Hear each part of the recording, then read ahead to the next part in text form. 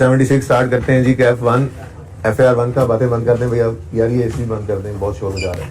Of का button दबा दें बस, वो चल रहा है ठीक है, बस जाकर। अच्छा जी,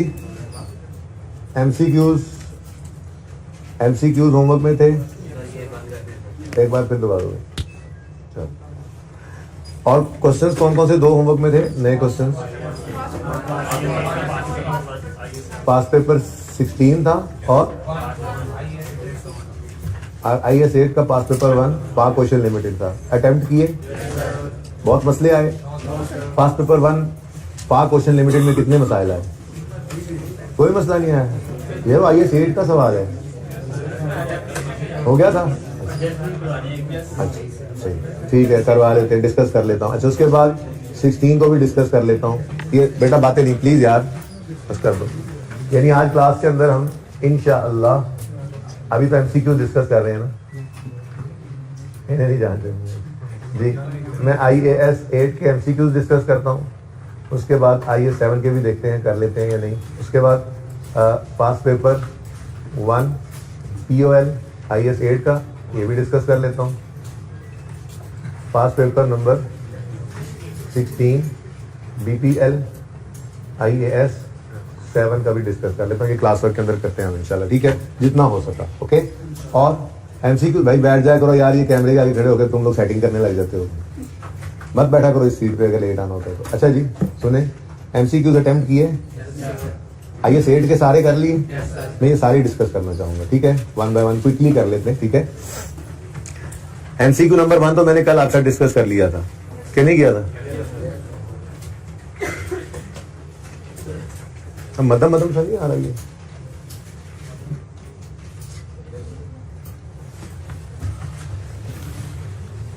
कौन सी वाली लाइट होगी पता नहीं।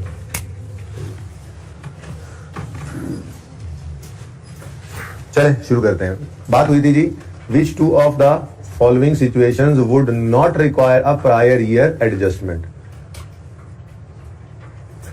दो हैं इनमें से, कह रहे बताओ जिनको प्रायर ईयर एडजस्टमेंट की जरूरत नहीं पड़ती एज पर IAS 8। अच्छा, प्रायर ईयर एडजस्टमेंट की बात कर रहा है वो, उसने ऐसा नहीं कहा कि प्रायर ईयर में की रीस्टेटमेंट चाहिए या प्रायर ईयर की एप्लीकेशन चाहिए, मतलब जनरल बात की है उसने, ठीक है ना। रिट्रोस्पेक्टिव एप्लीकेशन होती है किस केस में? चेंज इन पॉलिसी के केस में। और रिट्रोस्पेक्टिव रीस्टेटमेंट होती है error, change in error correction में नहीं, एरर करेक्शन, प्रीवियस ईयर के एरर की करेक्शन के केस में। तो ये दोनों ही प्रायर ईयर एडजस्टमेंट्स हैं। पॉलिसी चेंज हो तो prior year change in accounting policy लेकर आना होता है, इसको हमने कहा था रिट्रोस्पेक्टिव एप्लीकेशन, ये भी प्रायर ईयर एडजस्टमेंट होती है। और अगर करेक्शन ऑफ एरर हो तो ये भी प्रायर ईयर एडजस्टमेंट है, बस कहा इसको क्या था, रिट्रोस्पेक्टिव रीस्टेटमेंट। तो ये जनरल बात कर रहा है ना, पॉलिसी की बात की इसने ना, एरर की बल्कि जनरल बात कर रहा है। इन दोनों में से कोई एक हो सकता है। तो कह रहा है इन चार में से कौन सी दो ऐसी सिचुएशंस हैं जिनमें प्रायर ईयर एडजस्टमेंट रिक्वायर्ड ना हो। अब ए में उसने कहा था last year inventories under state हो गई थी, इन्वेंट्रीज वर अंडर स्टेटेड, भाई ये तो एरर है। और आगे वो कह रहा है मटेरियल अमाउंट भी है। अच्छा, ये सवाल के अंदर अगर ना भी बताए ना तो आपने खुद से मटेरियलिटी डिटरमिन नहीं करने बैठ जाना। आपको तो बैलेंस शीट, इनकम स्टेटमेंट वगैरह गिवन नहीं है ना, आप ऑडिट कर रहे हैं, आपको सारी बातों का पता नहीं होता कि आप खुद से मटेरियलिटी डिटरमिन करें। आप कहें नहीं फिर ये मटेरियल छोड़ दें। सवाल में उसने कहा इन्वेंट्री गलत हो गई, पिछले 2 साल पहले इन्वेंट्री गलत हो गई थी। सवाल में आपने दिया, आपने कहा यार नहीं, मैं अज्यूम करता हूँ ये मटेरियल ही नहीं है और मैं इसको सही नहीं करता, तो फिर सवाल करके ही ना हो, ये थोड़ा ही है। मतलब कुछ भी ना करो, ऐसा नहीं करना। पर्चे के अंदर आपको जो भी एरर दे आपने उसको मटेरियल ही अज्यूम करना है, ठीक है, अगर सवाल खामोश हो तो। ओके, सही है ना। लेकिन यहाँ तो क्या कह रहे हैं, इन्वेंट्री अंडरस्टेट हो गई है और मटेरियल अमाउंट से हुई है, तो भाई ये एरर बोलो। और बोलो लास्ट ईयर में, यार बोलते क्यों नहीं, मूंगे थोड़ा ही हो। आवाज आ रही है ना सबको? लास्ट हमें भाई आपको भी आ रही है इधर वाले कैमरे? अच्छा, तो आप लोग भी घर पे बोलो जी। लास्ट ईयर की इन्वेंट्रीज अंडर स्टेट हो गई, गलत है, मटीरियल अमाउंट है, ठीक है, तो ये एरर है प्रायर ईयर का। इसकी एडजस्टमेंट भी प्रायर ईयर में करनी पड़ेगी, रिट्रोस्पेक्टिव रीस्टेटमेंट करनी पड़ेगी, फिगर्स भी बदलेंगी, एरर करेक्शन का नोट भी बनेगा, तो सब कुछ करना है। इसका मतलब ए वो नहीं है जिसकी प्रायर ईयर एडजस्टमेंट रिक्वायर्ड ना हो। आगे बढ़ते हैं। Company has changed its allowance for irrecoverable receivables from 10% of outstanding debts to everything over 120 days old. इस सारी कहानी को छोड़ो, मुझे बताओ ये allowance for in irrecoverable receivables क्या होता है? Provision for doubtful debtor. ये प्रोविजन फॉर डाउटफुल डेट के अंदर उन्होंने चेंज की है। इस चेंज की वजह से प्रोविजन का जो प्रोविजन जब चेंज होगी तो उसका असर क्या पड़ेगा, डेटर्स बदलेंगे। यही तो कल पढ़ा था चेंज इन एस्टीमेट की डेफिनेशन के अंदर कि चेंज इन एस्टीमेट क्या है। एक तो हमने पढ़ लिया वही कि चेंज हो जाए periodic consumption of asset, life बदल जाए, मेथड बदल जाए, जेनरल वैल्यू बदल जाए, डेप्शन, ठीक है, वो तो हो गया ना अलग। एक पहला पॉइंट लिखा हुआ था कि ये चेंज इन एस्टीमेट किसे कहते हैं, अगर हमारी एडजस्टमेंट हो रही है कैरिंग अमाउंट ऑफ एसेट या लायबिलिटी में। तो मैंने कैरिंग अमाउंट ऑफ एसेट के अंदर यही एग्जांपल तो बोली थी आपको, प्रोविजन फॉर डाउटफुल डेट। क्या मतलब, अगर ये प्रोविजन बदलेगी तो उसका असर क्या पड़ेगा, एसेट बदल जाएगा, ठीक है। लेकिन ये तो चेंज इन एस्टीमेट है। चेंज इन एस्टीमेट के अंदर तो प्रायर ईयर एडजस्टमेंट हम नहीं करते, हम उसको क्या करते हैं, करंट ईयर को सही करते हैं और फ्यूचर को सही करते हैं, पिछले सालों को जाके हम छेड़ते नहीं है, ठीक है। तो इसका मतलब बी एक हो गया, ठीक है जी। वो कौन सी चीज है, बी, ये ऐसी सिचुएशन है जिसमें प्रायर ईयर एडजस्टमेंट की हमें जरूरत नहीं है। सी में आए, A new accounting standard has been issued that requires a company to change in accounting policy but gives no guidance on specific application of the change itself. New standard आया, new accounting standard आया, ठीक है जी, और require कर रहा है company से to change its accounting policy। भाई ठीक है, change in policy तो है।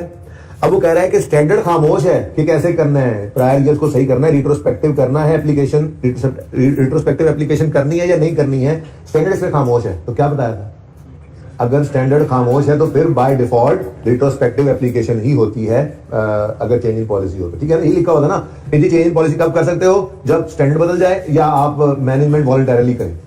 अगर स्टैंडर्ड बदले तो फिर स्टैंडर्ड ट्रांजिशनल प्रोविजन देता है, खुद बताता है कि आपने रिट्रोस्पेक्टिव जाना है या प्रोस्पेक्टिव जाना है। और अगर स्टैंडर्ड खामोश हो, वहां पे लिखा हुआ था नोट्स के अंदर, मैंने कहा था पढ़ लेना, किसी ने भी नहीं पढ़ा होना, ठीक है। अगर स्टैंडर्ड खामोश हो तो फिर रिट्रोस्पेक्टिव बाय डिफॉल्ट है ही एप्लीकेशन, ये रिट्रोस्पेक्टिव एप्लीकेशन जो है वो बाय डिफॉल्ट है अगर चेंज इन अकाउंटिंग पॉलिसी हो रहा हो, ठीक है, सही है ना। तो इसका मतलब इसमें भी प्रीवियस ईयर्स की एडजस्टमेंट रिक्वायर्ड होगी। Fourth one is a company has decided to move from charging depreciation on straight line to straight line to reducing balance। हाँ भाई, इससे तो पीरियोडिक कंजम्पशन ऑफ एसेट नहीं बदलना है, ये तो चेंज इन एस्टीमेट होता था, तो इसमें हम प्रायर ईयर को एडजस्ट नहीं करते। तो A and D were the correct option, ठीक है जी। बी एंड डी, ओके, निशान लगाए बस, ठीक है। ओके जी, सेकंड है, in accordance with IAS 8 accounting policies, accounting estimate errors, how is a change in accounting estimate accounted for? How is the change in accounting estimate accounted for? बोलो भाई, current year को और previous years को सही करो। नहीं, previous को नहीं, क्यों, प्रोस्पेक्टिव, ठीक है ना, करंट ईयर और फ्यूचर ईयर्स को, पास्ट को नहीं छेड़ते चेंज एस्टिमेट केस में। अब कहता है वो bye changing current year figure but not the previous year figure. सही लग रही है ये बात, ठीक है, लेकिन कोई एक ही ट्रीटमेंट होना है तो बाकी भी पढ़ ले, कोई इससे भी सही ना लिखा हो। By changing current year and previous year, no no no no, ये तो बिल्कुल नहीं। फिर no alteration of any figure but disclosure the notes. हद होगी यार, जब इस साल एस्टिमेट चेंज हो गया है तो फिर इस साल की फिगर्स तो बदलेंगी ना। आप कैसे कह रहे हैं कि no alteration in any figure, ये भी गलत है। और नाइदर अल्टरेशन नॉट डिस्क्लोजर, हद हो गई, ना कह रहा है ना अल्टरेशन, ना चेंज करना है ना नोट देना, ठीक है। तो अब इनमें से तो ए ही सही लग रहा है, ठीक है। अभी भी मेरी थोड़ी तसल्ली नहीं है इस पे, तसल्ली इसलिए नहीं है कि हमें यूं लिखना चाहिए था bye changing current year figure but not the previous year figure and also disclosure is made. Disclosure तो फिर भी देते हैं ना, लेकिन अमंग दीज फोर ये एक ही सही नजर आ रहा है कि चेंज इन एस्टिमेट की काउंटिंग में हम क्या करते हैं, करंट ईयर को सही करते हैं, प्रीवियस ईयर को छेड़ते नहीं, ठीक है जी।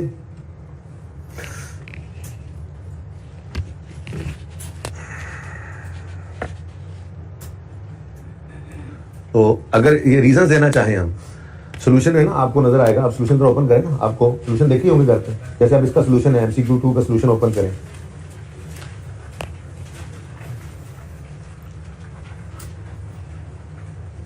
हाँ जी, अब देखें बी ऑप्शन जो कि नहीं सिलेक्ट हुआ, वो क्यों नहीं सिलेक्ट किया, हम कह रहे हैं कि करंट ईयर फिगर और प्रीवियस ईयर फिगर को छेड़ दो, बी में कह रहा है। हमने कहा चेंज इन एस्टिमेट तो प्रीवियस ईयर को नहीं छेड़ते, रीजन लिखी हुई है क्यों हमने नहीं लिया।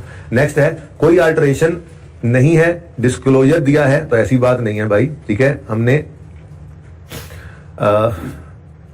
अल्टरेशन करनी होती है, ये कैसे कह दिया आपने, चेंज इन एस्टिमेट है तो अल्टरेशन नहीं करनी, इसलिए ये भी गलत है। और तीसरे में कहते हैं अल्टरेशन भी नहीं है, डिस्क्लोजर भी नहीं है, तो यार कैसे हो सकता है, ठीक है ना। तो ऐसे ही बस वापस आ जाए, MCQs के सॉल्यूशंस के अंदर आपको रीजंस भी मिलेंगी अगर आप किसी में परेशान हो तो, होपफुली, ठीक है। वैसे कितने बच्चों ने ये सारे MCQs अटेम्प्ट कर लिए, IAS 8 के सारे ही हो गए थे, कोई मसला तो नहीं आया, अच्छा चलते हैं, जल्दी जल्दी देखते हैं। अकॉर्डिंग टू IAS 8, अच्छा ये बड़ा मसला है इन MCQs के अंदर।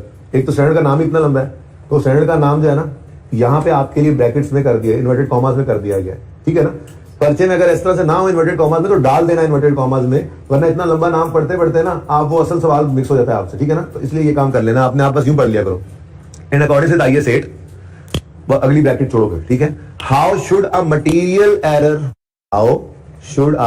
Material error in previous financial reporting period B accounted for in current period. तो भाई ये तो हमें पता ही है, हम रिट्रोस्पेक्टिवली इसको सही करते हैं, रिट्रोस्पेक्टिव रीस्टेटमेंट कहते हैं इसको। अब पढ़ के देखते हैं। By making an adjustment in financial statements of current period through statement of profit और loss and disclosing the nature of error in note. मुझे तो ये गलत लग रहा है भाई। क्यों गलत है? देखो अगर प्रीवियस ईयर का एरर है तो आप उसको क्या करंट ईयर के प्रॉफिट लॉस में सही करते हैं? नहीं। अगर तो आप पिछले साल को भी बना रहे हैं तो आप उस पिछले साल की फिगर को सही करके ऊपर रीस्टेटेड लिख देते थे, याद है। और अगर उससे भी पिछले साल की गलती है तो आप ओपनिंग रिटेन अर्निंग को सही कर लेते थे। करंट ईयर के अंदर तो आप प्रीवियस ईयर के एरर को सही नहीं करते। ये तो गलती पे गलती हो गई। मिसाल के तौर पे आपको जी 2 साल पहले एक रिपेयर थी, गलती से एसेट बना दी। अब आप उस साल में जाके वो जो एंट्रीज हम ओपन करते थे सवाल को पैरों में खड़ा करने के लिए, ठीक है, उस साल के अंदर एंट्री करते थे, और अगर वो साल हमारे प्रेजेंटेशन में आता था तो हम उसको रीस्टेटेड लफ्ज लिखकर चेंज करते थे उसी साल के अंदर। और अगर उससे भी पहले का साल है तो ओपनिंग को रीस्टेट कर देते थे, लेकिन करंट ईयर के अंदर तो नहीं लिखते थे। ये तो गलती पे गलती हो गई कि 3 साल पहले एक एक्सपेंस रिकॉर्ड करना था, एसेट बन गया, आपने उसको उस फिगर को सही करने की बजाय इस साल के अंदर उसको एक्सपेंस बना लिया। तो फिर तो वो 2-3 साल पुराना साल गलत हो गया और एक ये साल भी गलत हो गया। तो भाई ये तो नहीं करते हम, ठीक है ना। तो बिल्कुल गलत बात है। हम करंट पीरियड के statement of profit and loss में प्रायर ईयर एरर को एडजस्ट नहीं करते, हम इसको एडजस्ट नहीं करते, ठीक है। और सही है ना। अच्छा तो ये तो ना हुआ। फिर आगे कहता है how should material error in previous be accounted for in current period. Second कहता है by making an adjustment in financial statements of the current period as a movement in reserves and disclosing the nature of error in note. अच्छा जी, वैसे तो बात ठीक लग रही है, लेकिन मसला कहां पे आ रहा है? वो कहता है making an adjustment in financial year of current period. मसला हमें किससे है जी? Current period. ये माना कि मूवमेंट तो हम देखें ना, हमें इस बात पे एतराज है। ये करंट पीरियड ऊपर भी यही था, लेकिन ऊपर तो उसने वैसे ही गाली मुका दी थी ना। क्या कह रहा था? करंट पीरियड के प्रॉफिट एंड लॉस के अंदर चेंज करनी है, ठीक है ना। यहां पे वो कह रहा है कर लो मूवमेंट इन रिजर्व्स के अंदर, यानी कि रिटेन अर्निंग्स में आके चेंज कर लो, लेकिन क्या फिर भी क्या रहा है? Current year. नहीं भाई, प्रायर ईयर एरर है तो प्रायर ईयर की फिगर्स को सही करना है हमने, ठीक है। थर्ड है by restating the comparative amounts. अब मिली मतलब की बात। बाय रीस्टेटिंग, चेंज करना द कंपैरेटिव अमाउंट्स, पिछले साल की अमाउंट्स को, ऐसे ही करते थे। By restating the comparative amounts for the previous period and at their correct value and disclosing the nature in the notes। हाँ भाई, ये मुझे बिल्कुल सही लग रहा है, ठीक है जी। ये बात जिसने की है ना, ये मेरे दिल को भा गई है, ये मेरे दिल को लग गई है। मैं कह रहा हूं कि ये मुझे सही लग रहा है। आपको कोई एतराज तो बताएं। इसका मतलब हमारा ऑप्शन नंबर सी जो है वो करेक्ट ऑप्शन है, ठीक है। ओके, अभी तक तो सी करेक्ट है। देखो फर्क समझ आ रहा है। वो कहते हैं प्रायर ईयर के एरर्स को सही करो, करंट ईयर के प्रॉफिट में नहीं, करंट ईयर की रिटेन अर्निंग्स में नहीं, प्रीवियस ईयर की रिटेन अर्निंग्स में यूं कह लूं, या प्रीवियस ईयर की फिगर को रीस्टेट करो और नोट दो। हमने कहा हाँ, यही काम हम करते थे। पिछले साल की गलती को पिछले साल की फिगर में सही करते थे और ऊपर वो रीस्टेट लिख देते थे। सरताज बानो वाली बात आपको याद होगी, ठीक है जी। तो रीस्टेटेड, ओके, और नोट भी देते थे, ठीक है जी। हम रीस्टेटिंग द कंपैरेटिव अमाउंट्स करते थे और डिस्क्लोज भी करते थे, ठीक है जी। Disclosing the nature of error in the note, ये काम भी हम करते थे, ठीक है। ओके, सही है। नेक्स्ट भी पढ़ लेते हैं जी। ये तो बिल्कुल सही हो गया, हमें दिल को लग गई ये बात। By restating comparative figure for the previous period at their correct value, ये तो सही है। But without the requirement for नहीं नहीं नहीं नहीं नहीं, क्या कह रहे हैं आप? ऐसे कैसे कह सकते हैं आप? वो कह रहे हैं पिछले साल की फिगर्स को सही कर लो, नोट न बनाओ। क्या हम एरर ऑफ करेक्शन का नोट नहीं बनाते थे? लाजमी बनाते थे। इसी वजह से ये भी गलत है, क्योंकि इसके अंदर without requirement of disclosure of nature of error in the note, ये नहीं होता, रिक्वायरमेंट है। दरवाजा खटक रहा है, दीवार खटक रही है, पांडे खटक रहे हैं। अच्छा जी, ठीक है जी, सही है। थर्ड का ऑप्शन सी है सही, ठीक है जी। फोर्थ पे आ जाए भाई। ऐसे ही किए थे एमसीक्यूज, बस ऐसे ही ऊपर से गुजारे थे, सही है। फोर्थ, विच ऑफ दीज, ये इंपॉर्टेंट एमसीक्यूज इसलिए करवा रहा हूँ, इनमें से कुछ एक जो है वो मैं मतलब चीजें छुड़वाऊंगा भी सही जो हमारे स्कोप से बाहर है, जहाँ पे टैक्स का कोई इंपैक्ट आ रहा होगा, ठीक है ना, या उसके बगैर सोचने का तरीका बता दूंगा। Which of these changes would be classified as a change in accounting policy, very very important. Change in accounting policy कौन कौन से हैं वो ये पूछ रहा है। क्वेश्चन क्या है, which of these changes would be classified as a change in policy, ठीक है जी। चेंज इन पॉलिसी कौन कौन सी चीजें हैं वो ये पूछ रहा है, ठीक है। चलो जी बता देते हैं हम आपको, 1 मिनट की बात है। आगे देखो ना, एज डिटरमिन्ड बाय, अब यहां पे ब्रैकेट नहीं लगाई मैंने तो मुझे गड़बड़ होने लगी, ठीक है ना, तो ब्रैकेट मतलब इन्वर्टेड कॉमर्स लगा लिया करो, ठीक है ना, स्टैंडर्ड के नाम पे इन्वर्टेड कॉमर्स लगा लिया करो ताकि मतलब की बात बस सामने रहे। ओके, बस IS 8 पढ़ लिया काफी है, ठीक है। तो यहाँ पे आपको यूं सवाल के अंदर नहीं लगी हुई ना, अगर आप ऐसे करके ब्रैकेट्स लगा लें या इन्वर्टेड कॉमर्स लगा लेंगे, ठीक है ना, ताकि आप इस तरह से इसको पढ़े ही ना। आप क्या पढ़ेंगे, which of these changes will be classified as a change in policy as written by IS 8, बस ठीक हो गया। अच्छा, increase in allowance for irrecoverable receivables from 5 to 10%, क्या ये चेंज इन पॉलिसी है? नहीं, ये तो चेंज इन एस्टीमेट है। Change the method of valuing inventory from FIFO to EFCO, yes yes yes, this is a change in accounting policy. हमने valuing inventory from FIFO to average cost किया है, ठीक है जी। तो ये जो चेंज की है हमने ये चेंज इन पॉलिसी कहलाएगी, ठीक है, बी सही है। नेक्स्ट है चेंज द डेप्रीसिएशन मेथड, अब आगे क्या चेंज हो रहा है जी, चेंज द, बोलो बोलो बोलो, depreciation of plant from straight line to, ये भी क्या है, स्ट्रेट लाइन से रिड्यूसिंग बैलेंस पे आना, ये तो एक एस्टीमेट है, ठीक है जी, इसको भी छोड़ो। आगे कहता है change the useful life of motor vehicle from 6 to, भाई ये भी क्या है, एस्टीमेट। तो एक ही आंसर निकला। ऊपर उसने क्या कहा हुआ था, विच ऑफ दीज, ऐसी बातों से परेशान नहीं होना आपने, सुकून से, आपने कौन सा तुक्के लगाने हैं, क्या देखना है, पर 2 पूछ रहा है, 1 पूछ रहा है, पढ़ ले सारे पढ़ ले, ठीक है ना। विच ऑफ दीज कहा उसने, तो एक से ज्यादा भी हो सकती थी चेंज इन पॉलिसी, लेकिन यहां पर सिर्फ एक ही आया, क्योंकि इसके अंदर भी हमने क्या किया है, चेंज की है यूजफुल लाइफ। तो भाई यूजफुल लाइफ बदले, मेथड बदले या रेट बदले, तो ये तो वो पीरियोडिक कंजम्पशन चेंज होने वाली बात थी जो चेंज इन एस्टीमेट की डेफिनेशन के अंदर आपको पढ़ाया था, ठीक है।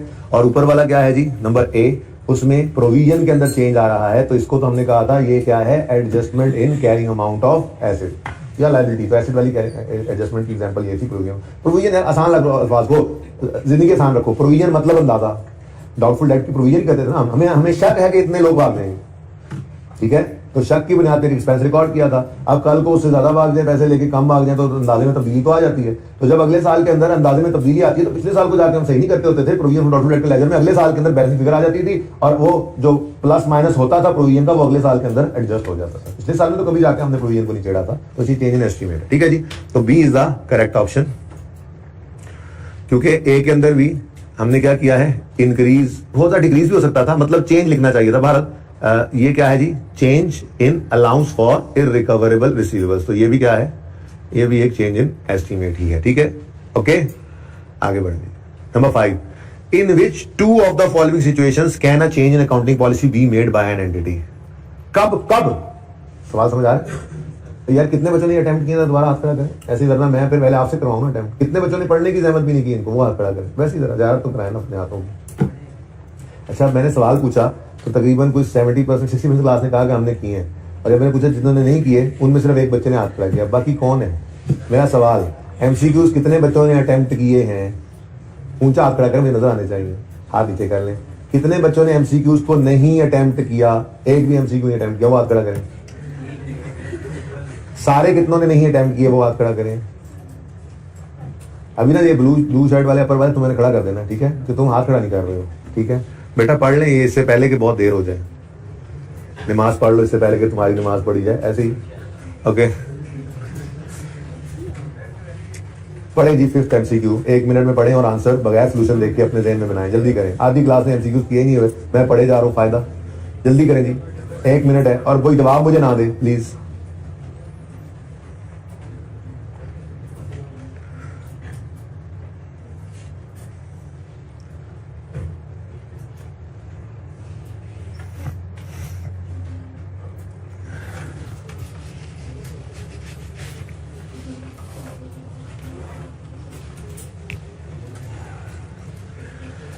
In which 2 of the following situations can a change in accounting policy be made by an entity? कब कब कर सकते हैं भाई? हमने पढ़ा था पहले सफे के ऊपर ही, अगर स्टैंडर्ड बदल जाए अगर मैनेजमेंट ये चाहे कि बेटर प्रेजेंटेशन मिलेगी यूजर को, इसके अलावा कोई जो है ना वो आपका मकसद जो है ना वो बद मकसद नहीं होना चाहिए, ठीक है।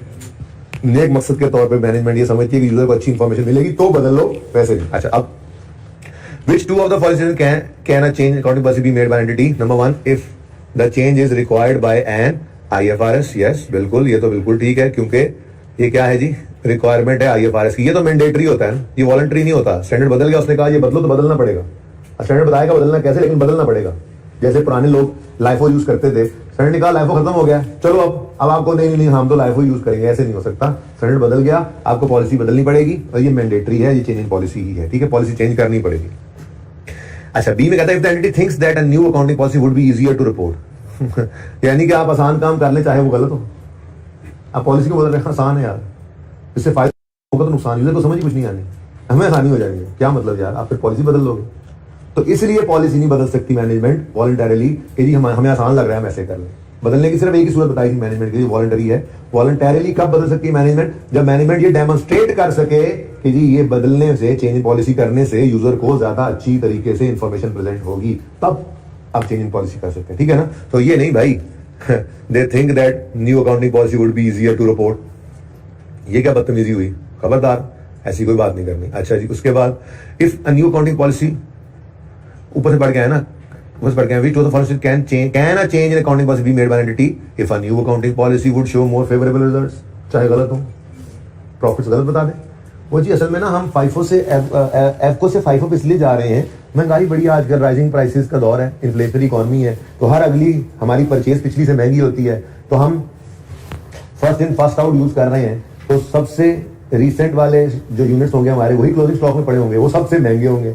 और आपको तो सर पता ही है कि क्लोजिंग स्टॉक और प्रॉफिट का रिलेशन डायरेक्ट है, तो जितना क्लोजिंग स्टॉक ज्यादा होगा उतना प्रॉफिट ज्यादा होगा। हम जरा प्रॉफिट ज्यादा शो करने चाह रहे हैं, तो एफको पे तो एवरेज रेट में थोड़ा सा कम स्टॉक पड़ा है, अगर हम फाइफो पे ले आए ना इसको, तो क्योंकि इन्फ्लेशनरी इकोनॉमी है, तो मोस्ट रिसेंट वाले यूनिट्स के ऊपर वाले रेट आएंगे, तो वो जब रेट आएंगे तो हमारा स्टॉक महंगा बढ़ जाएगा, स्टॉक बढ़ेगा तो प्रॉफिट बढ़ जाएगा। इसलिए हम चेंज कर रहे हैं पॉलिसी। हमने कहा चलो काम करो अपना, ऑर्डर उल्टा अटका देगा, कहेगा ये क्या बात है भाई, ये तो सर फ्रॉड कर रहे हो आप, बात समझे हो। फेवरेबल रिजल्ट शो करने के लिए आप पॉलिसी चेंज कर रहे हो। मैंने आपको मिसाल के तौर पर समझाया, इंट्रो में भी आपने पढ़ी होगी जब इन्वेंटरीज का टॉपिक पढ़ा होगा, कि फाइफो और एफको से अगर आप स्टॉक को जो है ना वो कैलकुलेट करें तो दोनों का आंसर डिफरेंट आता है। जैसे मिसाल के तौर पे महंगाई आय रोज बढ़ रही है, जैसे हमारी इकोनॉमी है, तो फिर अगर किसी ने फाइफो पर स्टॉक को रखा हुआ है, क्लोजिंग स्टॉक को, तो उसका स्टॉक ज्यादा अमाउंट पे होगा, क्योंकि सबसे रिसेंट चीजें स्टॉक में पड़ी होंगी फाइफो के असम्पशन में। फर्स्ट इन तो फर्स्ट आउट हो गई, तो स्टॉक में सबसे आइंडेंट वाली पड़ी होंगी, वो सबसे महंगी होगी। जबकि एवरेज के अंदर हम पिछले यूनिट्स की एवरेज भी ले लेते हैं, जो सस्ते थे, सस्ते और महंगे को मिलाकर एक दरमियाना सा रेट आता है। अब अगर आप प्रॉफिट बढ़ाना चाह रहे हैं, तो किसी ने मशवरा दिया यार स्टॉक बढ़ा लो, आपने कहा अच्छा कैसे बढ़ा लो, ने कहा यार पॉलिसी बदल लो, एफको से चले जाओ फाइफो पे, तो आपके स्टॉक बढ़ जाएंगे, क्लोजिंग स्टॉक बढ़ेगा तो प्रॉफिट भी बढ़ जाएगा। स्टैंडर्ड ने कहा नहीं, आप इसलिए नहीं कर सकते चेंज इन पॉलिसी कि आपको फेवरेबल रिजल्ट्स चाहिए, ठीक है। तो new accounting policy would show more favourable results, no, ये तो बहुत ही गलत बात है, फ्रॉड है, ये तो गलत बात है। आगे, if a new accounting policy results in more reliable and relevant presentation of events और ट्रांजैक्शन, इज है ये वाली सही है क्या है जी। If a new policy results in more reliable and relevant presentation, फिर तो हम बात मान लेंगे, ठीक है जी। तो A and D R correct options. कितने एमसीक्यू हैं टोटल? वक्त हो गया कम। नंबर 6 जल्दी से पढ़े, 1 मिनट। नंबर 6 पढ़े 1 मिनट में।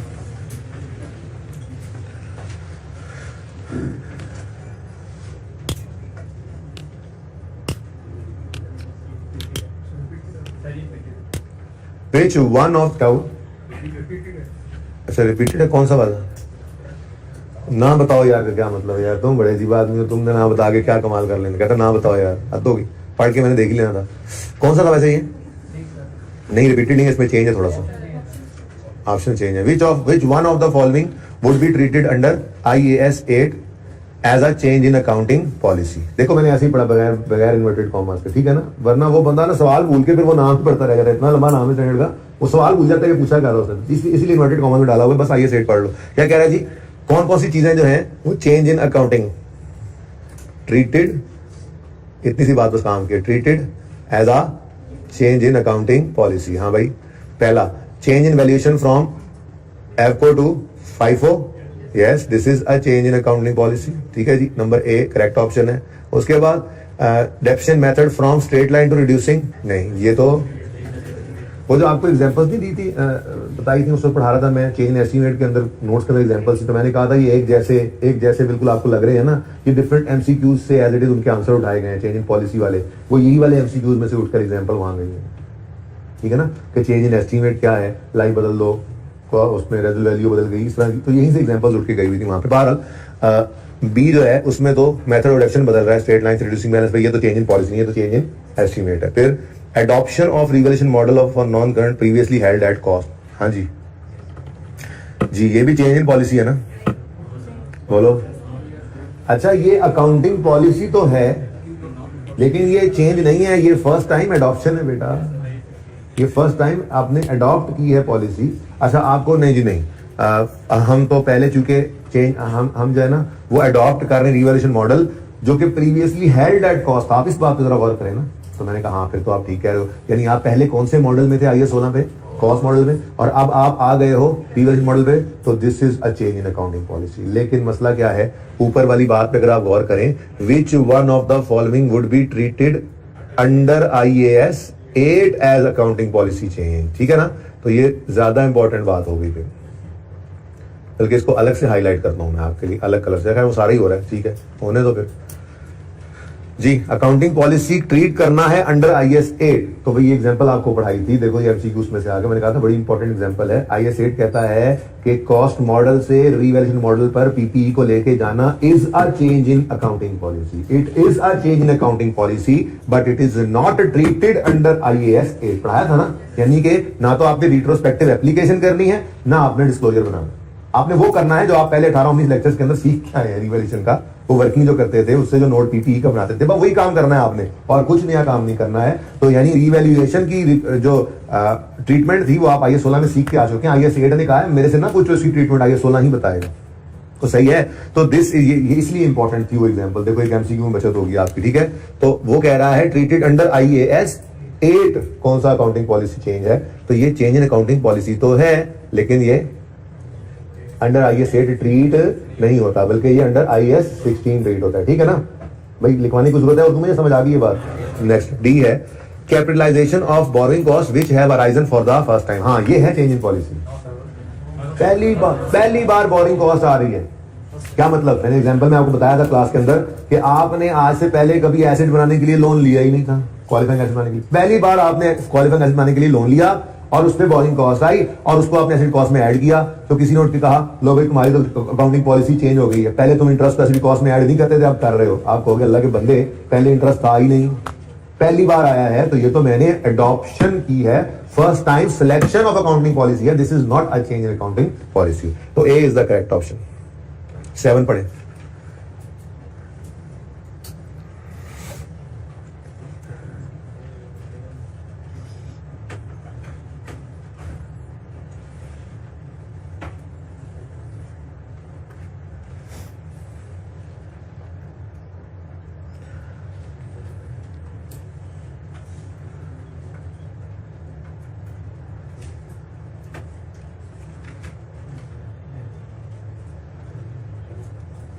मे भी कल नया टॉपिक ना शुरू हो लेकिन परसों तो हो ही जाएगा, मुझे नजर ही नहीं आ रहा कुछ इनके अंदर कुछ जान। टेस्ट कैसा हुआ था, जालिब इंडस्ट्रीज वाला सवाल कैसा लगा, आसान था, मेरे को तो मुश्किल ही थी, इससे ज्यादा तो है नहीं, एक पास पेपर का सवाल आप कर चुके हैं, हाँ फिर कुछ अब आगे असेसमेंट में या मॉक में कभी कुछ से मुश्किल करने की कोशिश कर लेंगे। मतलब इम्पेयरमेंट भी आपने देख ली IAS 7 के सवालों के अंदर, इन्वेस्टमेंट प्रॉपर्टी को भी आपने देख लिया, गवर्नमेंट ग्रांट को शायद आप मिस कर रहे हो, वो किसी सवाल के अंदर डाल लेंगे और क्या हो सकता है। IAS 23 भी गालिबन अभी मिस हुआ है, वो कोशिश करके मिक्स कर लेंगे, बाकी तो आपने देख लिए हैं सवाल। इम्पेयरमेंट भी आ गया था एक सवाल के अंदर, उसका ट्रीटमेंट देख लिया था ना हमने। उसके बाद इन्वेस्टमेंट प्रॉपर्टी आ रहा है, कॉस्ट मॉडल वाला भी देखा था हमने ड्रम वाले सवाल में गालिबन, और फिर वो कल परसों जो सवाल डायरेक्ट मेथड वाला किया था उसमें फेयर वैल्यू मॉडल से इन्वेस्टमेंट प्रॉपर्टी को देख लिया था। फिर ये जाले वाले सवाल के अंदर मैंने डिविडेंड वगैरह थोड़े से ज्यादा डाल दिए थे, ग्रेचुइटी को डाल दिया था, इस तरह की चीजें थी इसके अंदर, ठीक है। तो बस यही मुमकिन है, अब इससे ज्यादा कुछ नहीं मुमकिन, ठीक है। उम्मीद है पास हो जाओगे अगर सवाल कैश फ्लो के सवाल के अंदर, ठीक है ना। बाहर फिर भी एक आध सवाल और भी अभी आपको मिलेगा जिसको आप पे प्रैक्टिस करके आएंगे तो हम उसको डिस्कस कर लेंगे, ठीक है ना। लेकिन अभी आज और कल का दिन ये पेंडेंसीज रिमूव करनी है, अगर हो जाएंगी तो अगला टॉपिक शुरू करेंगे, नहीं तो इनको साफ सुथरा करके ही आगे जाएंगे, ठीक है ना। दोनों ही बड़े इंपॉर्टेंट टॉपिक्स हैं। बेसिकली हमने वो 5 का बंच जो मैंने कहा था 35-40 नंबर की वेटेज रखता है, वो पूरा करने के बाद हमने पढ़ा ही क्या अभी तक? करेक्शन ऑफ एरर पढ़ा बस, IAS 1 पढ़ा बस, IAS 8 पढ़ा बस, IAS 7 पढ़ा बस, सिर्फ 4 ही तो टॉपिक्स पढ़े हमने, ठीक है। वो 5 के बाद सिर्फ 4 ही तो पढ़े हैं, ठीक है। तो ये चारों का बंच भी अच्छा खासा वेटेज रखने वाला है। इसमें IAS 1 और IAS 8 ना बिल्कुल एक जैसे ही हो गए, और करेक्शन है तो यूज होना है, इन सब में भी हो जाएगा, आगे भी होता रहेगा, ठीक है। तो वो करेक्शन ऑफ एरर तो एक स्टैंडर्ड कौन सा बन गया। अच्छा, करेक्शन ऑफ एरर में नलतर वाला सवाल रहता है ना, वो पास पेपर 17, वो मैंने इंट्रो प्लस R1 वालों को करवा दिया है और उनके साथ डिस्कस भी कर लिया है। तो मैं वही वाला लेक्चर आप लोगों के साथ शेयर कर दूंगा, ठीक है। फिजिकल वालों के लिए मैं वो YouTube पे अपलोड, बल्कि सबके लिए YouTube पे अपलोड कर देता हूँ। वो वाला लेक्चर आपको भी लिंक भेज दूंगा, या ऐसा कर लूंगा ऑनलाइन वाले बच्चों के लिए वो पोर्टल पे अपलोड कर दूंगा, आप लोगों के लिए YouTube पे शेयर कर दूंगा। लेकिन उससे पहले आप सब मुझे वो सवाल करके अपने तौर पे एक बार दिखाएंगे तो, ठीक है ना। तो आज के पास पेपर के आज के होमवर्क के अंदर मैं वो ऐड कर रहा हूँ, ठीक है। मैंने कहा कहीं भूल, मेरे दिल में आया ना कि कौन कौन सी चीज आप भूल गए हैं। जैसे मुझे लगा IAS 1 की स्टेटमेंट इक्विटी भूल रहे थे, तो पोल वाला सवाल मिल गया, आपने स्टेटमेंट इक्विटी भी बना ली, IAS 8 की रिवीजन भी हो गई। अब एकदम से मुझे क्या आ रहा है कहीं करेक्शन ऑफ एरर ना भूल गए हो, तो करेक्शन ऑफ एरर के अंदर एक सवाल था पास पेपर 17 नलतर एस्टेब्लिशमेंट। इसके अंदर भाई गलत बैलेंस शीट बनी हुई थी, आपने सही वाली बैलेंस शीट बनानी थी, तो ये आप बनाए, कल चेक करवाए मुझे, तो इंशाल्लाह कल अपलोड कर दूंगा। अगर कल नहीं सारी क्लास चेक करवाएगी तो इसका सोल्यूशन, वो लेक्चर जो इसकी डिस्कशन वाला है वो अपलोड नहीं करूंगा। वो फिर जब तक आप नहीं करोगे तब तक सारी क्लास मुझे ये सवाल करके दिखाएगी, फिर मैं वो लेक्चर अपलोड कर दूंगा। सोल्यूशन के अंदर ओरिजिनल रॉन्ग एंट्रीज नहीं हुई, लेकिन जो हैंड आउट आपको मैं प्रोवाइड करूंगा उस लेक्चर के साथ ही उसमें ओरिजिनल रॉन्ग भी एंट्रीज हुई होंगी। आप जस्ट उसको बल्कि वो सवाल के अंदर भी आपको नजर आ रही होगी, लेकिन वो लेक्चर तो तब आपको मिलेगा ना जब ये सवाल आप करेंगे। तो ये होमवर्क इस तरह से मैं मिक्स करता रहता हूं, परेशान तो नहीं होते। इससे ज्यादा अच्छा होता है ये कैसा लगता है हमने सभी पढ़ा, अभी पढ़ रहे हैं, सारा कुछ ही चल रहा है। हाँ अभी करेक्शन ऑफ एरर भूला नहीं है ना, ऐसे ही लगता है कि वो इतना अर्सा हो गया करेक्शन ऑफ एरर पढ़े हुए, हम तो भूल गए। तो भूलने नहीं देता इंशाल्लाह कोई चीज आपको, ये सवाल कीजिएगा, ओके। अच्छा जी, 7th ही करना था ना। Which of the following items उधर आइटम इज अ चेंज, चलो which of the following items is a change in accounting policy under IAS 8। फिर वही सवाल आ गया जी, चलो कोई बात नहीं, देखते हैं। Classifying commission earned as revenue in statement profit और लॉस हैविंग प्रीवियसली, बिल्कुल एग्जांपल्स के अंदर एज इट इज ये एग्जांपल पढ़ी थी, याद है आपको? मैंने कहा था कि वो मिल की एग्जांपल दी थी कि हमारी पहले स्पिनिंग मिल थी, फिर वो बंद हो गई, तो अब हम कमीशन पर ही धागा लोगों का बनाया हुआ बेच रहे हैं। तो पहले कमीशन इनकम हमारी अदर इनकम थी, अब मेन इनकम बन गई, एग्जाम्पल में बताया था, ठीक है। This is a change in accounting policy. फिर switching to purchasing plant using leases from a previously policy of purchasing plant for cash, ये क्या है जी? पॉलिसी चेंज नहीं है। फर्स्ट एग्जांपल बोल रहे हो? नहीं बेटा, नहीं। वो कह रहे जी पहले हम प्लांट खरीदा करते थे, अब हम लीज पे लेते हैं। मेरा सवाल, क्या आपको कोई स्टैंडर्ड ऐसा भी नजर आता है जिसने ऑप्शन दे रखा है कि आप एसेट को खरीद कर इस्तेमाल करें या एसेट को लीज पे इस्तेमाल करें? जो कोई एक पॉलिसी आप सिलेक्ट करेंगे आपकी अकाउंटिंग पॉलिसी होगी। और भाई हाँ, स्टैंडर्ड कौन होता है हमें ये बात बताने वाला कि हम कहां से एसेट लेके आए? तो ये तो पॉलिसी वाला, ये तो अकाउंटिंग पॉलिसी वाला चक्कर ही कोई नहीं है। तो वहां एग्जांपल, ये ना आपके नोट्स के अंदर ये एग्जांपल मौजूद है, जब मैंने पढ़ाई थी तो उसमें लिखा हुआ भी था कि this is not an accounting policy change but this is a business policy change, ठीक है ना। और अकाउंटिंग पॉलिसी ये होती है कि स्टैंडर्ड ने कहा हुआ है आप ये वाला ऑप्शन रखो या ये वाला ऑप्शन रखो, जो आपने स्टैंडर्ड का मान के ऑप्शन रख लिया वो आपकी अकाउंटिंग पॉलिसी बन गई। दुनिया में कौन सा स्टैंडर्ड आपको ये कहता है कि एसेट को लीज पे लो या अपने पैसे खर्च करके लो? स्टैंडर्ड का कोई मकसद नहीं है, वो आपका बिजनेस डिसीजन है। आप एसेट को अपने पैसों से खरीद के इस्तेमाल करें बिजनेस में या आप लीज पर लेकर इस्तेमाल करें बिजनेस में, स्टैंडर्ड को इससे परवाह नहीं है। हाँ, जब आपने वो एसेट ले लिया तो अगर अपने पैसे खर्च के लिया है तो स्टैंडर्ड कहते हैं आ जाओ IAS 16 में, और अगर आपने उसको लीज पे लिया है तो स्टैंडर्ड कहते हैं अब इसको ले आओ IFRS 16 में। IFRS 16 पढ़ना है रेवेन्यू में, ठीक है ना। IFRS 16 ये लीजेस का स्टैंडर्ड है, FAR 2 में आप जाके पढ़ेंगे, ठीक है ना। वहां पे जाके फिर आगे वो रूल बताएगा, लीज पे लिया है, अच्छा ये कर लो, ये कर लो, ये कर लो, ये कर लो। वहां से फिर जो करोगे आप वो अकाउंटिंग पॉलिसी बनेगी बाद में। IAS 16 में कैश पे करके आपने खरीदा है तो फिर वो कहेगा IAS 16 में ले आओ, उसके बाद इसके साथ ये कर लो, ये कर लो। वहां पे अकाउंटिंग पॉलिसीज भी आती है, ठीक है ना। तो this is a business policy not an accounting policy change, ठीक है जी। Next, changing value of subsidiaries inventory in line with groups policy. ये तो बिल्कुल वही एग्जांपल्स एज इट इज यहां से उठाकर वहां पे लिखी गई है, ठीक है ना। मैंने आपको ये भी जबरदस्ती पढ़ा ही दिया था, हालांकि मैंने कहा था ये out of syllabus out of भी पढ़ा दिया, ठीक है। क्या सब्सिडी फाइफो यूज कर रही है और पेरेंट एफओ यूज कर रहा है। सब्सिडी ने अपनी सेपरेट फाइनेंशियल स्टेटमेंट्स बनाई, पेरेंट ने अपनी सेपरेट फाइनेंशियल स्टेटमेंट बनाई, ठीक है। और फिर सब्सिडरी ने अपनी फाइनेंशियल स्टेटमेंट्स को भिजवा दिया पेरेंट के अकाउंटेंट के पास, और वो कंसोलिडेट करने लगा जब दोनों फाइनेंशियल स्टेटमेंट्स को, तो एक में फाइफो यूज हो रहा था, दूसरे में एफओ। तो पेरेंट के अकाउंटेंट ने कहा यूजर को जरा एक जैसी इंफॉर्मेशन मिल जाए, हम ऐसा करते हैं सब्सिडरी के अगर फाइफो पे है तो उसको भी एफओ पे ले आते हैं ताकि पूरे ग्रुप की पॉलिसी एक हो जाए। लेकिन सब्सिडरी को फोन करके ये नहीं कहेगा अपनी फाइनेंशियल स्टेटमेंट बदलो जल्दी से, चलो वो भाई उसकी सेपरेट फाइनेंशियल स्टेटमेंट अपनी जगह पे वही रहेगी। कंसोलिडेटेड फाइनेंशियल स्टेटमेंट्स में हम ये एडजस्टमेंट कर लेंगे और ये कंसोलिडेशन एडजस्टमेंट कहलाती है। FR 2 के अंदर जाके कंसोलिडेशन पढ़ेंगे आप, यहाँ पे फिलहाल इससे ज्यादा पढ़ाने की जरूरत नहीं है। तो ये कंसोलिडेशन एडजस्टमेंट है, ये चेंज इन पॉलिसी नहीं है। सब्सिडरी को सेपरेट फाइनेंशियल स्टेटमेंट्स के अंदर अपनी पॉलिसी को बदलने का हम नहीं कहेंगे, ठीक है, सही है। तो सीवी अकाउंटिंग पॉलिसी का चेंज नहीं है IS 8 वाला। और revising the remaining useful life, ये क्या है, ये तो चेंज इन एस्टिमेट, ठीक है, सही है। तो सिर्फ ए ऑप्शन सही है। कोई कंफ्यूजन है तो पूछ ले बेटा, यार कहीं पे कंफ्यूजन है तो पूछ लेना, ऐसे बैठे हो मलंग बन के आज जैसे पता नहीं, या तो कुछ समझ नहीं आ रही है सारा समझ आ रहा है, कुछ एक बात तो है। ओके जी, नंबर 8 पढ़ लें फिर। Number 8,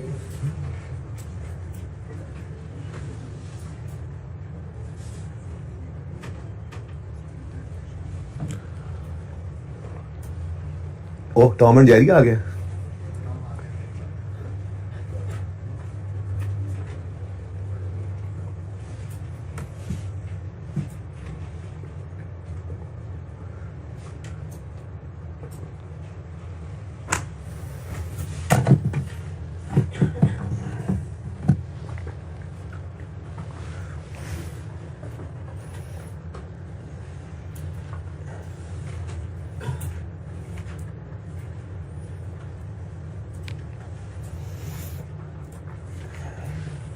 ji, the directors of Tom limited are disappointed by, कर लिया एमसीक्यू, पढ़े जल्दी पढ़े यार, टाइम कम है, ये खत्म करने थे, मैं तो बहुत कुछ करना था आज।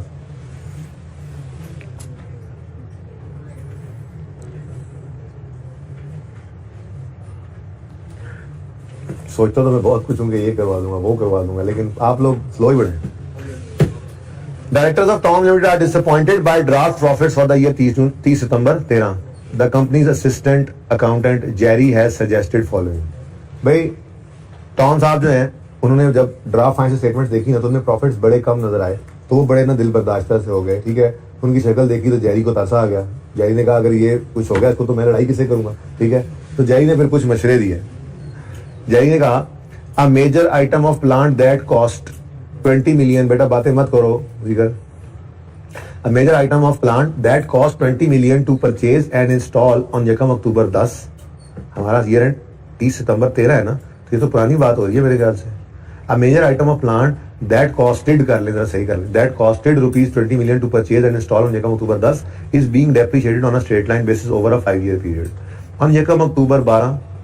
अब ये हमारे साल का पहला दिन है, ऐसे ही है। The production manager believed that plant was likely to last 8 years in total, that is from date of its purchase। अब पहले क्या था जी, 5 साल जिंदगी एस्टीमेट लगाई गई थी। देखो ना हम इस वक्त खड़े कौन से साल में हैं, वो साल जो यकम अक्टूबर 12 को शुरू होकर 30 सितंबर 13 पर खत्म हो रहा है, ऐसा ही है। अब ये तो पुरानी बात है, यकम अक्टूबर 11 यकम अक्टूबर 10 कहाँ खरीदा था हमने, यहाँ कहीं हमने एसेट खरीदा था, ठीक है जी, 20 मिलियन का, और 5 साल स्ट्रेट लाइन के बेसिस पर वो डेप्रिशिएट होता आया, ठीक है जी। अब 20 मिलियन का तो था, तो 5 डेप्रिशिएट हो गया होगा 2 साल में, ऐसे, ठीक है। अब वो कहता है इस दिन खड़े होकर ना इंजीनियर्स ने देखा प्लांट को, कहने लगे वाह जापान ने क्या सामान बना दिया यार, ये तो बिल्कुल भी नहीं जाने वाला कहीं। अब मजीद या टोटल 8 साल, हाँ। आप वो कह रहे हैं, यहाँ में खड़े हुए कह रहे हैं अब अभी और 6 साल चलेगा, आपको लग रहा है जी 3 साल चलेगा, नहीं अभी 6 साल, नहीं इन टोटल कितना अभी और चलना है, 8 साल। अब आपको पता है चेंज एस्टीमेट आ गया, तो आप 10 को डिवाइड करोगे रिमेनिंग लाइफ 6 से, ठीक है। और डेफिनेशन कितनी आ गई, 10 बटा 6 कितनी बनती है वैसे इधर है 1 ऐसे ही 1.7 कर दिया मैंने, ठीक है। अच्छा यार 6.7 कर लो। अच्छा अब ये हर साल 1.67 की रिडक्शन होनी है, ये चेंज इन एस्टीमेट है, अच्छा अब वो क्या कहता है कि जेरी कह रहा है, अब परेशान टॉम को देखकर, वो कहता है जी Jerry believes that as the useful life estimate has increased the previous year depreciation was overstated and its depreciation expense should be reversed in current year leading to increased profit. जैरी था ना, मशवरा भी जैरी ने अपने जैसे ही दिया। बात समझो क्या कह रहा है? वो कह रहा है जी डॉक्टर साहब परेशान ना हो, अब एफिशिएंसी झाड़नी है, गलत मशवरे दे जा रहे हैं, ठीक है? वो क्या कह रहा है? हालांकि ये क्या है? चेंज इन एस्टीमेट है। इसका मतलब पिछले साल की डेप्रिसिएशन को हम कभी भी नहीं छेड़ते, अगले सालों की डेप्रिसिएशन को हम एडजस्ट कर लेते हैं। अब जैरी क्या कह रहा है? वो कह रहा है जी चूंकि यूजफुल लाइफ बदल गई है, बढ़ गई है, इसका मतलब पिछले सालों में डेप्रिसिएशन गलत चार्ज हुई थी, ठीक है? तो उस गलती को सही करने के लिए क्या करो, जो पिछले साल में 1.67 इंटू 2 करो, कितना बनता है? 3.3 की डेप्रिसिएशन होनी चाहिए थी ना, ऐसे ही, ठीक है? अगर वो 3.3 की डेप्रिसिएशन, यार चलो 20 डिवाइडेड बाय 8 करके देख लो क्या आता है। यानी कि अगर हम चलो 2.5 कर लो, यानी कि 2.5 रुपए की डेप्रिसिएशन होनी थी हर साल, है जरा आसान कर रहा हूं, तो 5 रुपए की डेप्रिसिएशन होनी थी, 10 की चार्ज हो गई, ज्यादा चार्ज हो गई, इस साल में रिवर्स कर दो। बेवकूफ आदमी।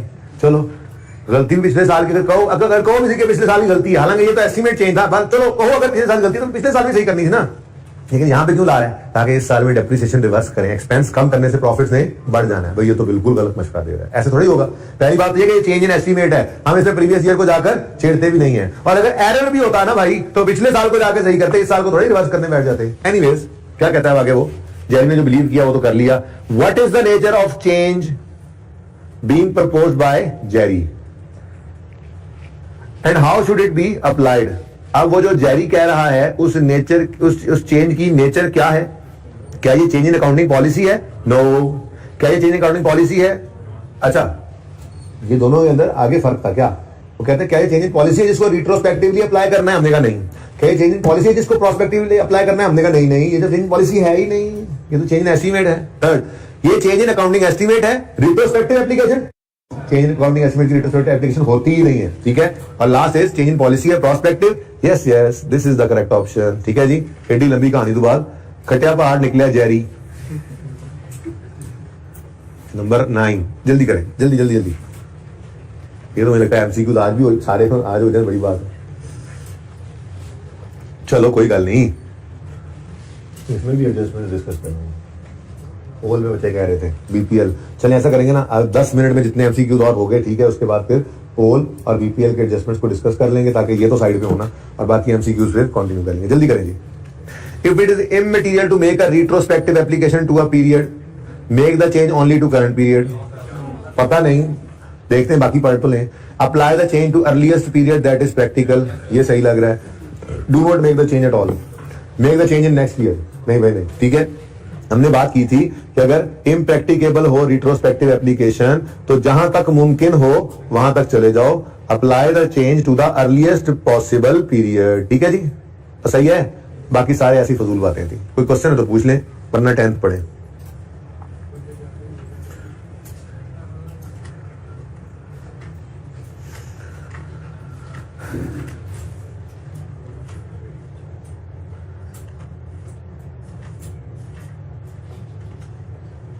भाई ये इंपॉर्टेंट एमसीक्यू है।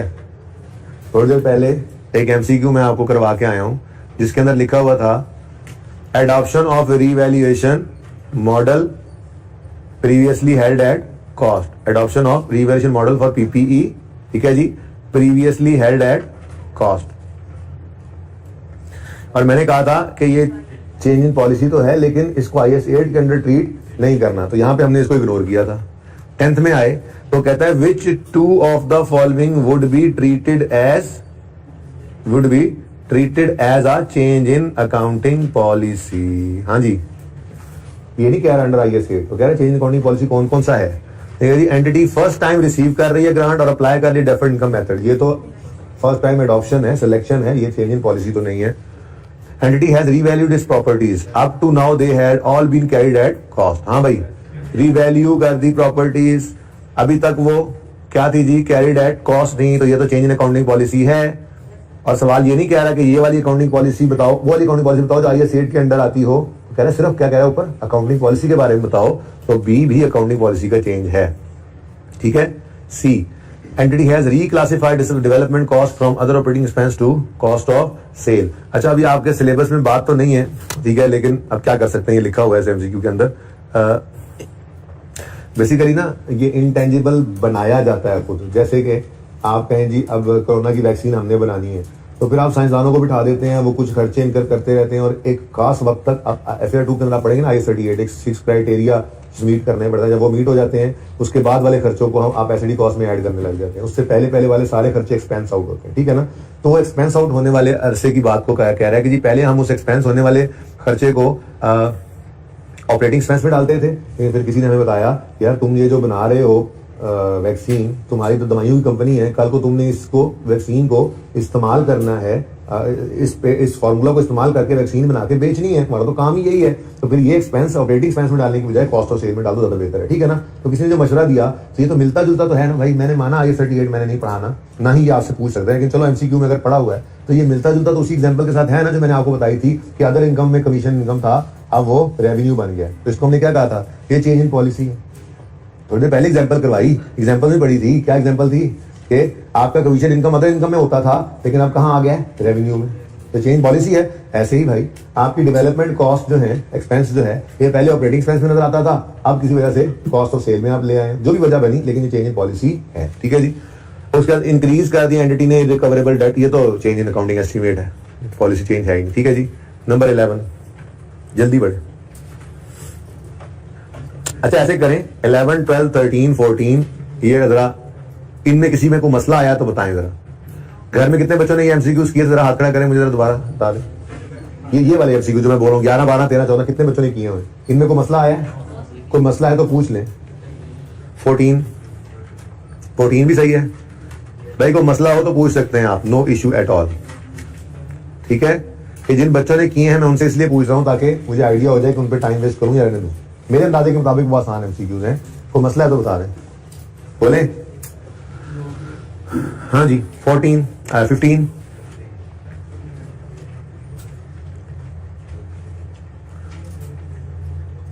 15 कितने बच्चों ने अटेम्प्ट किया था? 15 किसने किया हुआ अटेम्प्ट? हाथ तेरा नीचे हो गया मुंडिया जी, हो गया था ये। चलो करो सारे जल्दी से, पढ़ो एक दफा, ट्राई मारते हैं, जल्दी कर लो।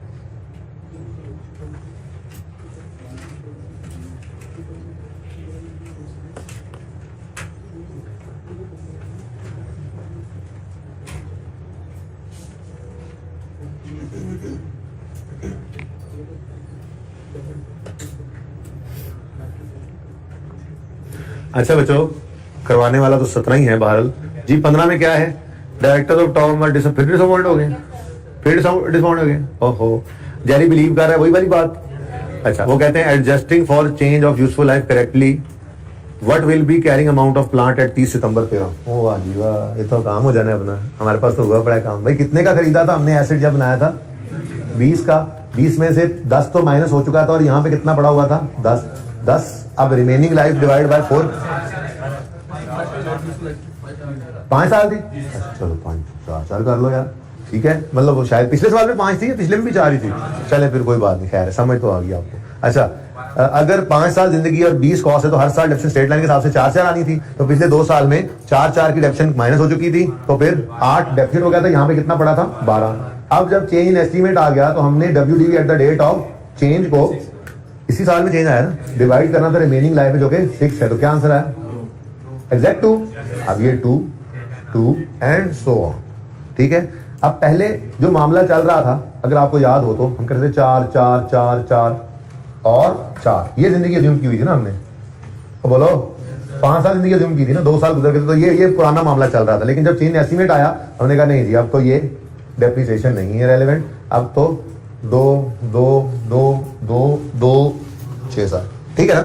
अच्छा, अब वो पूछ क्या रहा है, ये तो मैंने देखा ही नहीं। कहता है adjusting for chain of useful life correctly what will be carrying amount of plant at 30 सितंबर 13, तो 10 रुपए आंसर है, यही है। चेक कर लो जाके सोल्यूशन में।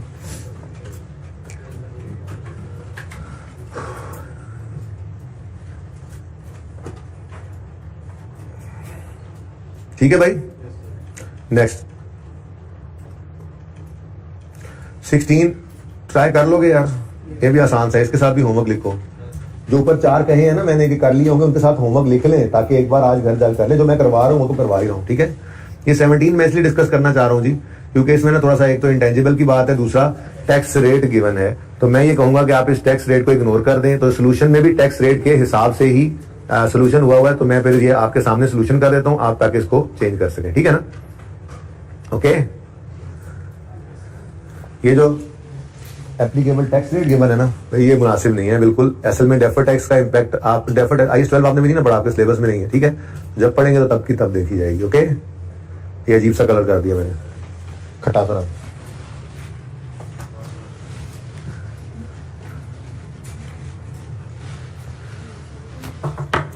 वो मार्कर्स लाया था ना बच्चा, इधर छुपा गया।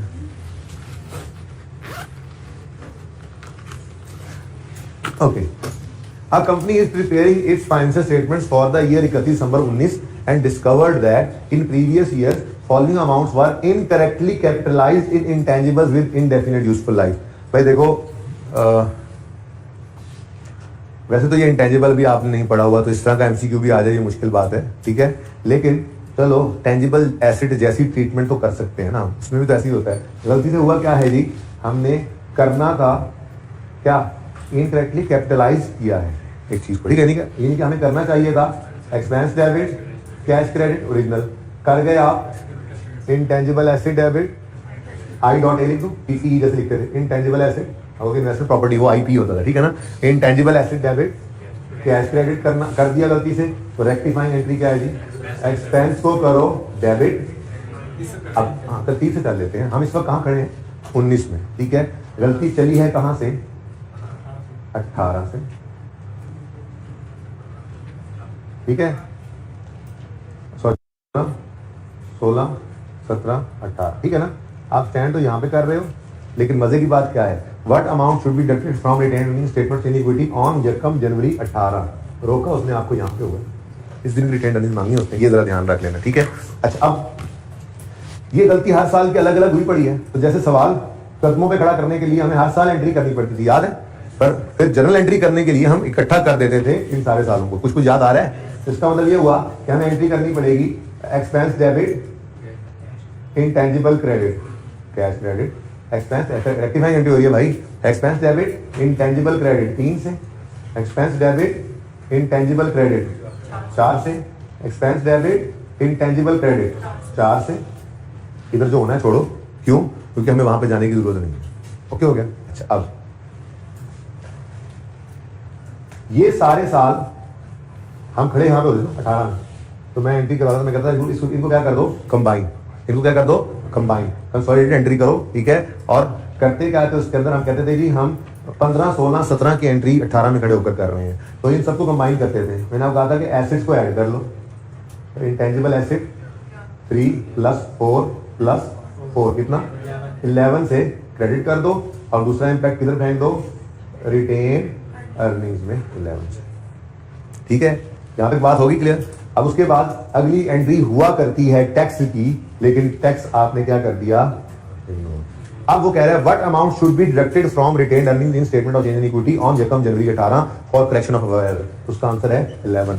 क्या हो रहा है, ये डेबिट ही हो रहा है रिटेन्ड अर्निंग्स में से, बात समझ गए, ठीक है। अच्छा, इसको क्यों इग्नोर कर दिया, क्योंकि उसने यकम जनवरी 18 पर हमसे पूछा था। अगर वो यकम जनवरी 31 दिसंबर 18 में पूछ रहा होता हमसे, तो फिर हम इसको भी, लेकिन ये वाली एंट्री एज इट इज आ जाती है, और रिटेन्ड अर्निंग नहीं होती, कॉपी पेस्ट याद आ रहा है, कॉपी पेस्ट, ठीक है। अब अगर इसके सोल्यूशन पे आए,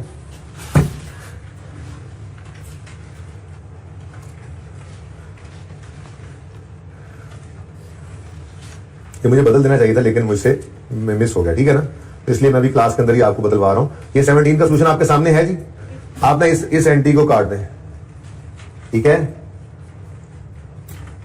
ये बात समझ आई, ये एंट्री आपने क्या कर दी, काट दी, ठीक है। चले, ये दूसरी एंट्री जो है DTL डेफर्ड टैक्स लायबिलिटी, ठीक है ना, ये आपके सिलेबस में नहीं है ना, ठीक है, IAS 12 आपने पढ़ा हुआ, इसलिए ये एंट्री आपने काट दी, ठीक हो गया। अब आपका आंसर क्या बच गया, 11 से रिटेन्ड अर्निंग्स डेबिट और 11 से इंटेंजिबल क्रेडिट, ठीक हो गया। तो सही है, कोई मसला तो नहीं है, ठीक है। अच्छा, अगली बात ज़ेनो में क्या आ रहा होगा, जब एसेट को इम्पैक्ट पड़ता होता था तो डेप्रिसिएशन को भी तो इम्पैक्ट पड़ता था, जिसकी डेफिनेट का नाम अमोर्टाइजेशन है, वो क्यों नहीं कर रहे।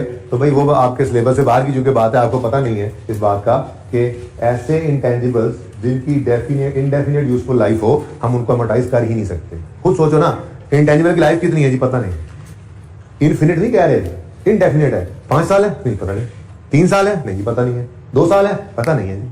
तो एक चीज की लाइफ पता ही नहीं है, उसको डेप्रिशिएट आप नहीं कर सकते। तो आप IAS 38 में इंशाल्लाह FR2 में जाकर पढ़ेंगे कि ऐसे इंटेंजिबल जिनकी लाइफ इनडेफिनिट हो, अमोर्टाइज तो वो हो नहीं सकते, फिर उनको हर साल इंपेयरमेंट टेस्ट से गुजारना पड़ता है। इंपेयरमेंट आपको आती है IAS 36 में, आपने पढ़ी हुई है। FR2 में जब आप क्लास पढ़ने जाएंगे ना, तो पहले दिन IAS 38 अगर शुरू होगा तो उससे पहले थोड़ी सी IAS 36 की इंपेयरमेंट की रिवीजन होगी आप लोगों की, वहां पर उसको करवाएंगे, क्योंकि वही इंपेयरमेंट है जो आप यहाँ पढ़ के जा रहे हैं। बात समझ आई है। बहरहाल ये आपके लिए समझना जरूरी नहीं थी बात, लेकिन चलो खैर मैंने बता दी, ठीक है। क्या जो इंडेफिनिट लाइफ होगी किसी एसेट की, तो उसको कैसे हम डेप्रिशिएट कर सकते हैं जी, हम तो डेप्रिशिएट कर ही नहीं सकते उसको, ठीक है। तो इसलिए इसको हमने डेप्रिशिएट नहीं किया था, डेप्रिसिएशन का इंपैक्ट आपको इन एंट्रीज में नजर नहीं आ रहा, ठीक है। लेकिन आपका जो सोल्यूशन है ना, उसको आपने सही कर लिया, ये एंट्री गायब हो गई, डिक्रीज इन रिटेन्ड अर्निंग हुई है, प्लस 3 का इंपैक्ट निकल गया, तो आपका ये बस -11 वाला ही आंसर रहेगा, ठीक है। और ये आपने लिख दी बात। 2018 के साल को इसलिए इग्नोर किया है कि सवाल 18 की रिटेन्ड अर्निंग्स मांग रहा है, ठीक है जी, क्लियर, सही है, सोल्यूशन सही कर लिया आपने, बात समझ भी आ गई है। चलो ओके जी, नेक्स्ट है अ कंपनी, ये सबसे इंपॉर्टेंट था, a company is preparing financial statement for the year 31 December 19 and discovered that previous year following on incorrectly amortised. अब इसके अंदर वो क्या कह रहा है, calculate the effect on profit after tax for the year 31 दिसंबर 18। अब इसके अंदर भी आपने टैक्स को इग्नोर कर देना है, तो भाई ठीक है। और अब 18 के अंदर क्या होना था जी, जो एंट्री नहीं की थी वो भी कर लेते हैं, बोलो 18 के अंदर क्या करना है भाई, वही एक्सपेंस डेबिट इंटेंजिबल क्रेडिट कितने थे, 5 से, ठीक है। और requirement calculate effect of profit after tax before tax, हमारे लिए तो एक ही, हम तो इग्नोर करते हैं टैक्सेशन, ठीक है ना। तो करेक्शन ऑफ अबव एरर का नेट प्रॉफिट पे क्या इफेक्ट होगा, एक्सपेंस बढ़ रहा है 5 से, एक्सपेंस का बढ़ना प्रॉफिट को कम कर देगा 5 से। अब अगर सोल्यूशन की बात करें ना, तो सोल्यूशन के अंदर अगेन ये दूसरी एंट्री आपने काट देनी, ठीक है, ओके।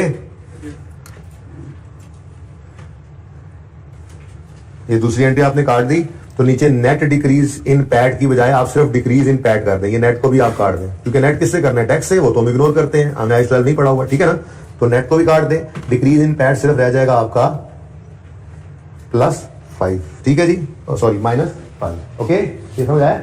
एक तो ये एंट्री आपने काट दी, दूसरा यहां पर इसको भी आपने काट देना है, डिक्रीज इन पैट क्या आएगी 5, ये मैंने आपको यहां पर बता दिया, एक्सपेंस का बढ़ना प्रॉफिट को कम कर रहा है, ठीक हो गया जी।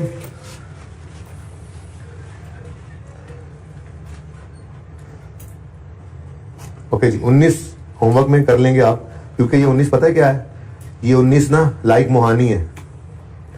आपको याद होगा कि हमने मोहानी वाले सवाल के अंदर FIFO से अर्गो किया था स्टॉक को, तो मैंने कहा था इफेक्ट ऑन प्रॉफिट की वर्किंग बना लेना, तो स्टॉक बढ़ा तो प्रॉफिट बढ़ा, याद आ रहा है, कुछ ऐसी ही कहानी है। तो कहता है जी कि most of the entities competitors value their inventory using एफको whereas entity uses FIFO, ठीक है। फिर इन्होंने सोचा होगा कि हमने एफको पे जाना है, तो दोनों के बता दिए डिफरेंट स्टॉक की वैल्यूज क्या हैं, और रिक्वायरमेंट चेक करो, what will be the effect of change on profits for the year, निकाल लोगे, ठीक है। होमवर्क हो गया 19, 20 होमवर्क कर लें, 21 भी आसान हो जाएगा, यानी करने वाला MCQ सिर्फ 19 ही है, ठीक है जी। और माजूर के साथ इंशाल्लाह ये अब कल डिस्कस होंगे, आज नहीं हो सके। IAS 8 के MCQ मैंने सारे करवा दिए हैं। अब होमवर्क के अंदर आपने जो IAS 8 की कौन कौन से MCQ होमवर्क में दिए जरा जल्दी से बता दो। 9, 10, 11, 12 कौन से थे वो, 9 से 14 तक थे, और 16 हो गया, 19 हो गया, 20, 19 से 21 कर दो, 19 से 21 ये रह गए, रह नहीं गए, हो जाएंगे ये, ठीक है। लेकिन IAS 7 के ऑल एमसीक्यूज अब आपने लाजमी करके आने हैं, ठीक है जी। बहुत इंपॉर्टेंट एमसीक्यूज हैं आईएएस 7 के भी, ठीक है। आईएएस 8 की बहुत इंपॉर्टेंट एमसीक्यूज थे, ठीक है। तो होमवर्क के अंदर कोई मैं नया सवाल नहीं रख रहा, क्योंकि अभी तक मैंने पोल और बीपीएल को डिस्कस नहीं किया। कल इनको डिस्कस करूंगा इंशाल्लाह, फिर आपको नया होमवर्क दे दूंगा। होपफुली परसों हम नया टॉपिक स्टार्ट कर रहे होंगे। अल्लाह हाफिज।